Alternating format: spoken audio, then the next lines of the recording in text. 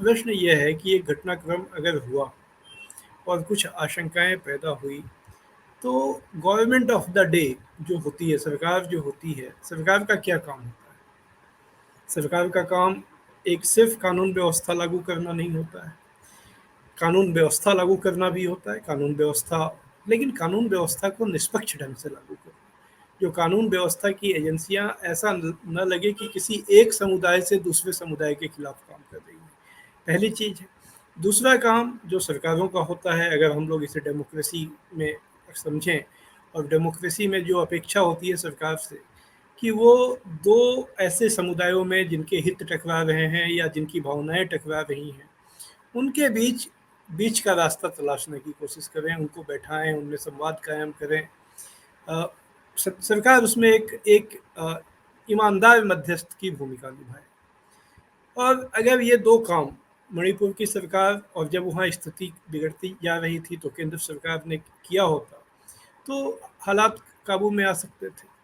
लेकिन ऐसा हुआ नहीं है। और अभी 2 दिन पहले खुद वहाँ भारतीय जनता पार्टी के एक विधायक ने इंटरव्यू दिया है मीडिया को, जिसमें उन्होंने कहा है कि जो मुख्यमंत्री हैं बीरेंद्र सिंह, इन्होंने एक तरफा भूमिका निभाई, यानी ये मैतेई समुदाय के लीडर के रूप में इन्होंने काम किया।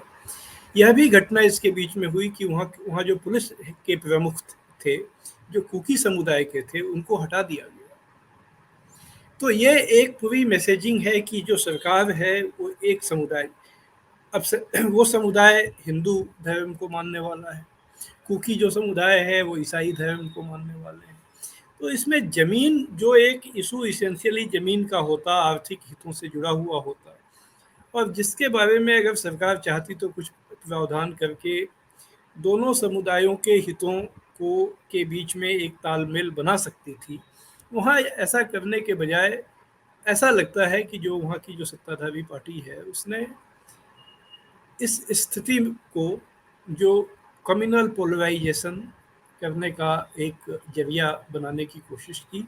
और ये बात कोई हम लोग यहाँ दिल्ली बैठे नहीं कह रहे हैं, खुद भारतीय जनता पार्टी के जो वहाँ के नेता रहे हैं, जो वहाँ के विधायक रहे हैं, उन विधायकों का एक दल यहाँ दिल्ली आया था प्रधानमंत्री जी के अमेरिका जाने के पहले। वो लोग यहाँ मिलना चाहते थे प्रधानमंत्री जी को, वो सीधे अपनी बात बताना चाहते थे। एक तो सर्वदलीय दल प्रतिनिधिमंडल आया था, उसके साथ बीजेपी के भी लोग थे, लेकिन प्रधानमंत्री जी ने उनमें किसी को समय नहीं दिया।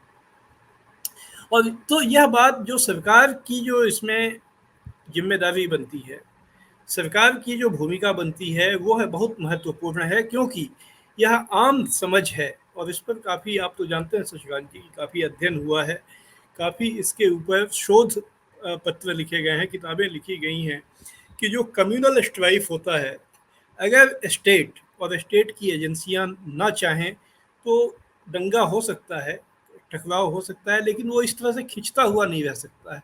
उसको इस तरह से ये नहीं हो सकता है कि वो महीने, 2 महीने, 3 महीने हिंसा चलती रहे, ये संभव नहीं होता है। उसको उसका समाधान निकाल लिया जाता है। लेकिन अगर वहाँ पर समाधान नहीं निकला, केंद्र सरकार की जो भूमिका है हम लोग देख रहे हैं, प्रधानमंत्री जी ने तो इस पर कुछ जुबान ही बहुत बाद में खोली, और खोली भी तो उन्होंने उसमें व्हाट अबाउट वी शुरू कर दी कि वो राजस्थान, छत्तीसगढ़, तमाम ये बातें, ये बहस शुरू हो गई। तो यह जो सवाल है, तो हम लोगों को इस बात को, एक तो जो वहाँ की परिस्थिति इमीडिएट थी, हम लोग थोड़ा इतिहास में जाएंगे तो और भी वजह मिल सकती हैं।